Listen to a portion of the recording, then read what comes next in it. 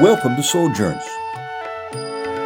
Seen over the decades in more than 142 countries with 6.5 million views.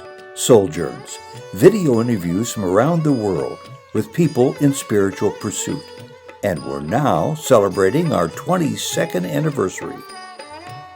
And to commemorate this milestone, a sample of the 425 interviews produced by Souljourns. Hari Om Tat Sat Namah Shivaya. Since 1975, singer, writer, teacher Sonam Tenzin has been with Sai Baba, a Buddhist from Sikkim, India, bordering with the Kingdom of Bhutan. Sonam has an amazing depth of experiences and lessons learned from Sai Baba. Sai Om Tat Sat Namah Shivaya. The moment I saw him, again I would say it was love at first sight. Really? And then I felt that I am looking at God. One of the greatest gifts in the entire history of mankind. I haven't heard of anyone telling any individual that you are God.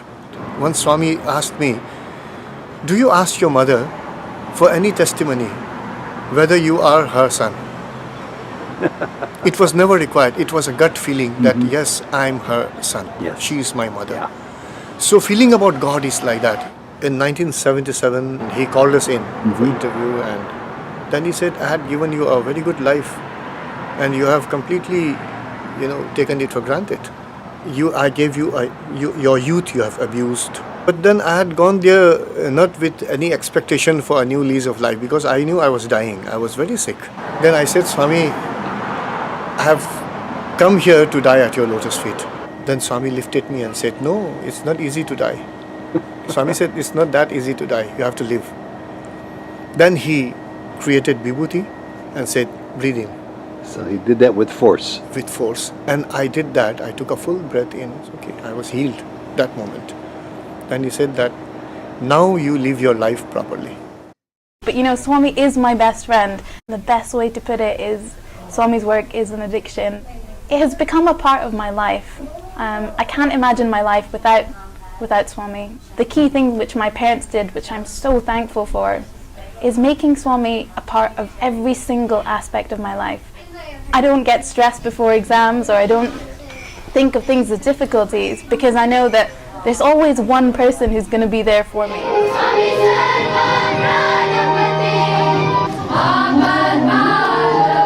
Baba once said, if you want to be a good teacher, be forever a student. If you want to be a good student, forever want to be a teacher. So if you want to transform yourself, the best way to be is reach out and serve someone else. What Baba is teaching is have a lifestyle. What is a lifestyle? You see, we don't need it's not a group of people to come in one place and put one Baba's picture there and clap their hands and Sai Baba, Sai Baba. We make him a cult. And it become a very, very narrow. That is not what Baba is. Swami is trying to tell us now, man, listen, I'm here to make you happy. Baba says we are part of nature too. You swing from star to star. You shine as dewdrops on the petal of a rose. You are part and parcel of all this manifestation, which is me. Ted, I do want to tell you how beautiful Baba is and how joyful we are to know him and to be his friend and to be in his presence. They are affectionately known as the Pink Twins, Moya and Dorothy O'Brien, identical twins from Australia, and longtime followers of Indian holy man Sri Sathya Sai Baba. This interview was recorded in the Pink Twins apartment in Prashanti Nilayam in December 2003. Is from the Old Testament. No one is a prophet in their own land. I see. You can be a prophet somewhere else. People will believe you if you go somewhere else. But if you try to preach and be a prophet in your own land, nobody will believe you or follow you. Everything changed in my life. Everything. I used to have a very bad temper. People who knows me now, after Sai Baba, don't believe that. They cannot imagine me with a bad temper. I used to be a very angry person. I was angry at the whole world. That was one of the big changes that I experienced. Now, instead of being angry, I have been more peaceful. I am more loving. I am more interested in helping people. Before it was mostly me. There are many things that I can say about this transformation, but the main thing is the inner happiness and peace that I live every single day from day to day that has for me no price, that I couldn't find and I will never find anywhere but in Swami. Swami says, and now don't get shocked by this statement, but Swami does say that there is only one reason for which we were given the human life. There is only one reason for which we exist, only one purpose, and that purpose is to realize our own divinity. God may seem not to answer, but Swami has always said that there is no prayer which is unheard by divine. Swami. Welcome to Souljourns.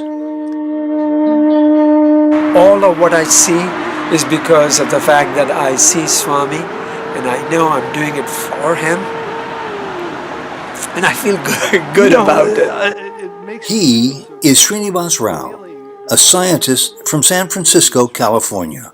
How have you changed? Phenomenally. Firstly, I know it is he that watches all over us. And from the mid-1960s, he has been a long-time follower of Indian holy man Sri Sathya Sai Baba. I mean, at times he does speak to me. I know that, and it looks, as I said, I'm a scientist, and maybe I didn't mention that, and so I still sometimes think about me and say to myself, how could that be? And yet he proves to me it is. It is a wonderful story that begins in Vrindavan, a story told by a humble, loving man of little ego. It happened at 3 o'clock in the morning. I got myself into such a state that I tried calling what's called Lifeline in Australia. Yes, we know because I was really concerned about where to from here. And I got put on hold for 15 minutes. Okay. Don't commit suicide for 15 minutes and I'll get back to you. I had elevator music, and eventually I hung up. And being 3 o'clock in the morning, I didn't want to wake anybody else. And I literally got onto my hands and knees, and Baba was the first thought that came to my mind. Sai Baba. Sai Baba. The joy and the love inside that I feel, that we actually have that opportunity to live so differently amongst everybody and to walk amongst everybody so differently than what we have been doing in the past. As you said yes, I said yes, and I ain't going back. Richard Lubner has never seen Sai Baba alive, nor was he ever a follower of Sri Sathya Sai Baba during Baba's lifetime. From sheer desperation to bliss, Lubner only began to follow Sri Sathya Sai Baba just 6 months prior to this interview. What follows an astounding account of one man's journey from his mind to his heart. What I've absolutely loved and confident about Swami's teachings and just this way of being is it's all about love. It's all so simple. It's all about love. You can't go wrong. I don't know what there is to not understand. At the end of the day, this is the most clear-cut, simple formula I have ever come across.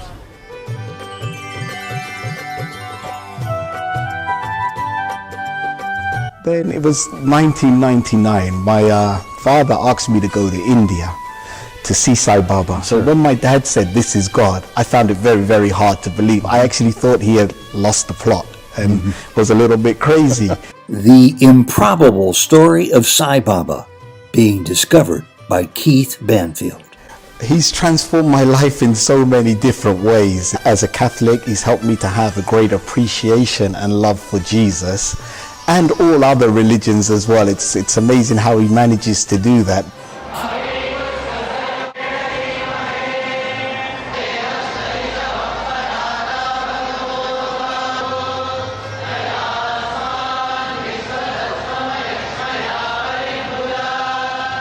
This was an experience that happened to me when I was 17, when I was at home, when I heard a knock on the door. And I was making a dress for Shirdi Sai Baba. And I was cutting an orange color dress.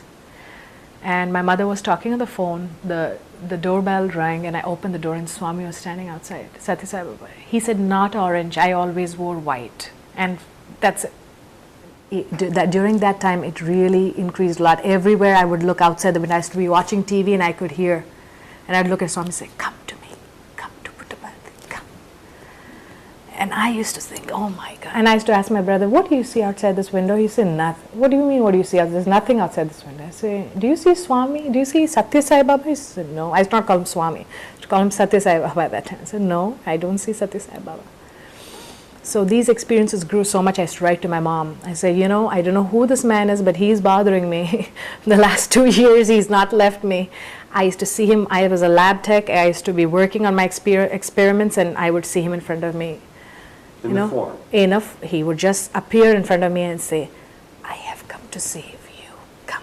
You weren't daydreaming, this was... No, I would not want a thing. He was not somebody I worshipped or was devoted to in any way. It's been such a blessed experience for me, this entire thing of knowing God, not through a temple or through any kind of education or through any kind of other teaching, but knowing God through your own self. Welcome to Souljourns, and to the story of how a strong, young, smart, vital man in England, confined to a wheelchair, found his life changed by Sai Baba. We did some tests and they said you've got this type of muscular dystrophy, so your muscles are gradually going to waste away and you'll end up in a wheelchair at some point. And there's no real treatment or cure for it, or nothing they can do. I went to see Sai Baba to have him cure me, and I went there and there was a chain of events that happened that basically led to me falling over in front of the Western canteen. And I was fuming, because I was thinking, I've come here for Sai Baba to help me or to cure me, and this is what he's doing? Mm-hmm. It was then at this point, while visiting Sai Baba, that a stranger stepped forward and told Sanjay Vajja of a book, which immediately altered his life. And it was a chapter on pain and suffering, and that completely changed my life, because what it told me was that Sai Baba is very much with me through this journey, and whatever the pain and suffering is there is kind of he's taking care of me in the process. It just gave me the sort of belief that he's actually here with me and I don't have to worry. Yeah. And that's when the whole thing about you're not the body came in. And Sanjay's big lesson after coming through so much in life? What I've learnt is that, or it seems to be, is that we talk about good and bad, and there is no good and bad, there just is. Stuff happens and it's how we deal with it that matters. On the 102nd birthday of Phyllis Crystal, and her story of her life with Sai Baba. And I remember one interview where he danced into the room. Baba danced into the room? Yes, just wafted in. He looked around and smiled at all of us and said, "You don't know who you are. None of you knows who you are." I was in the back of the room. I was always hiding in the back because I was extremely shy. And Mrs. Crystal, say I am God. I shrank. It was sacrilege, absolutely. And I couldn't do it. Mrs. Crystal, say I am love, God. I said, Baba, I can't. Mrs. Crystal, say I'm God. Finally, I thought, oh, I've got to get out of this. So just to get it over with, I said, I'm God. No. That was not enough for him. Louder. Finally, I was shrieking it just to get it over with. So this is his message. Remember, Swami is God. Whatever the mind tells you, remember Swami is God. This man, Subrao, who is an intelligent, educated man, and deeply... When Sam went off to India, it was frightening, shocking, but then I understood that he was compelled to do that because all the time that I'd known him, he was asking, is there a God? What is the meaning of it all? He would look at the sky and say, look at this mystery, this marvel. What is behind it? Well, Swami is such a light. I mean, he shows us that there's a place beyond this world, an expanded, glorious level of spirituality. When you're there, the inner experience is silence, is expansion, is pure love. But Swami is telling us, look, you're raising into a level now of bliss and peace that is beyond your body, beyond time, beyond death. Did I hear you right that it was Baba who directed you to come? I've had some really extraordinary experiences with Bhagwan, which are really mind-blowing. Extraordinary experiences with Sai Baba? What an understatement. I was mixing concentrated sulfuric acid and acetic anhydride, and the whole thing exploded into my eye, and I lost both my eyes. He's an associate professor of chemistry at Sai Baba's University. And incredibly, this is just one of 3 similar stories he has about Sai Baba's healing hand regarding the same problem, blindness. And next time? And so I continued with my work, and I was working with chromic acid. And I had connected a vacuum pump whose power I did not know because it had just come the previous day. So when I went close to it, the whole thing imploded and threw the acid into both my eyes again. No! and there was a third story about blindness Ravi learned from, thanks to Sai Baba. It fell in my eye and it started burning. As the drops were falling, I could feel that it was making holes in my shirt. It was that powerful that I would be very grateful to Bhagwan if till the last breath animates my body, I live for him, I do his service, and I want to live for this. Dr. Ravi Kumar's connection to Sai Baba dates back to the 1960s. Today, he teaches and serves as warden of the Brindavan Hostel. Welcome to Souljourns. This interview was recorded in Coronado, California in July 2018. There was a story of a guru who was just a little child in India, and everyone knew that he was an incarnation of God. I mean, he was living at this, what they call an avatar level. And the people said to him, they were trying to trick him, and one of the people in the tribe said, I'll give you an orange if you can tell me where God is. And he said, I'll give you 2 oranges if you can tell me where God is not. An elderly spiritual teacher whose name is Sai Baba, who lives in India, comes to you in your dreams. Right. Who is Sai Baba? Why does he come to you, and what does he tell you? I'm not sure why he comes to me. It just started happening several years ago. I started lecturing about this being, and this is someone who lives at God consciousness. See, even as you speak, you can see, I get very emotional. I can almost break down and cry right now. It's just, and it's not a tear of sadness. And my heart goes out to just tell people, hey, listen, if you want to really know about Sai Baba, then come to us. You know, come to me, ask me. I watched him 24/7, 365 days a year. I was a teenager. I was struggling to find faith, and I found faith by watching him, not by reading a book, not because Vibhuti materialized in some photograph. That would have scared the heck out of me, probably. But this was, I saw what Baba was. He had a huge veranda where you could go out for a walk and get some fresh air. He wouldn't do that because devotees would come and watch him. So in his own room, in his own house, he lived like a prisoner. And yet, there was a sense of incredible freedom, peace in his face, in his presence. And to me, I was saying, where is that secret? What is that secret? That he's not bound by these 4 walls. I could go crazy. You could give me $10 million and tell me to do this. I couldn't do it. I would go mad.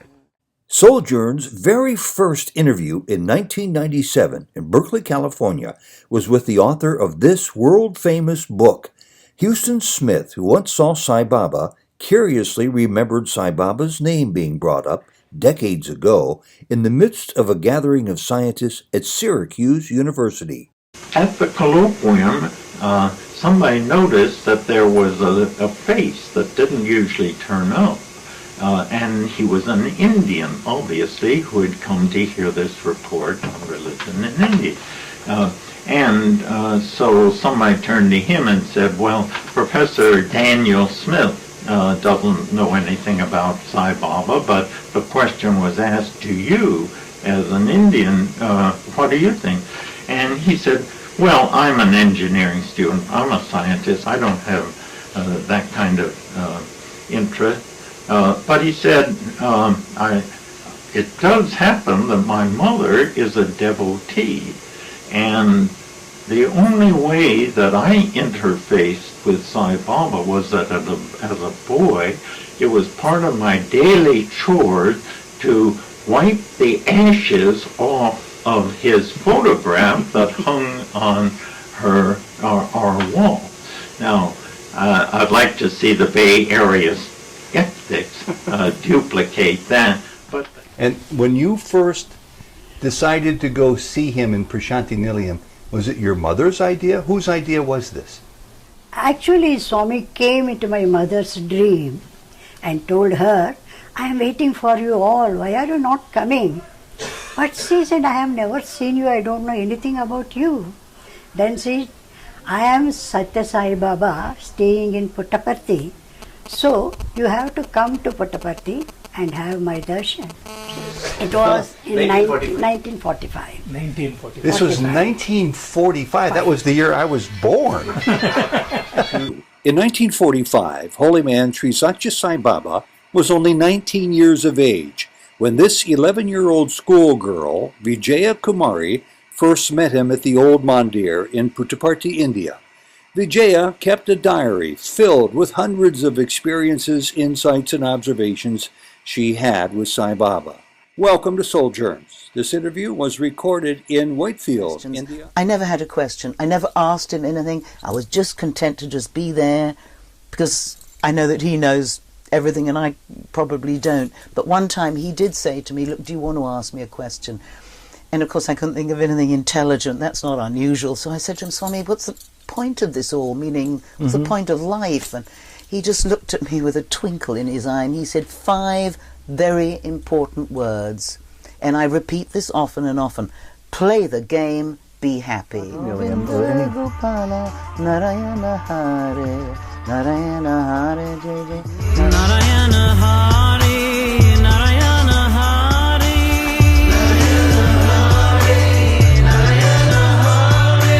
Govinda Gopala, Narayana Hare, Govinda Gopala, Narayana Hare, Jagadudara, Narayana Hare, Bhakta Udara, Narayana, you know, don't you sound like Govinda?